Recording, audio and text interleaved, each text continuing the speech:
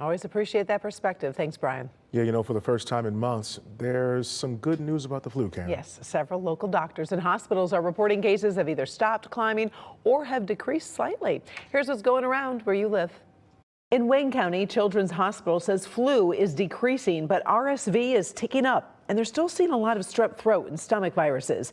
Dr. Candace Kimpson at DMC Sinai Grace reports slip and fall injuries and lots of breathing problems, likely triggered by the cold.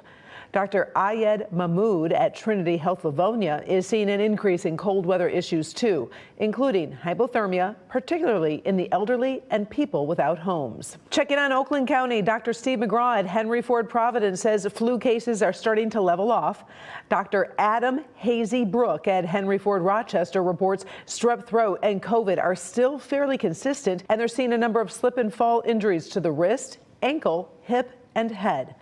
Corwell Health Beaumont and Royal Oak is treating kids with RSV, and Pine Knob Urgent Care is seeing an increase in stomach viruses. Looking at Washtenaw County, upper respiratory infections top the list. Dr. Brad Urin at Michigan Medicine is seeing a little less flu in adults and a little more COVID in kids. Dr. Stuart Braden is treating flu, COVID, RSV, pneumonia, and stomach viruses leading to dehydration. Moving to Monroe County, where viral illnesses are trending slightly down, Dr. Laura Grima at ProMedica Monroe Regional is seeing a decline in flu and COVID cases across all age groups, but says strep throat remains elevated in children and adults. Finally, in Macomb County, Dr. Joseph Carly at McLaren Macomb says the volume of patients positive for flu is still exceptionally high, but there are signs the cases have plateaued. They're seeing some COVID, RSV, and pneumonia and breathing problems related to the cold.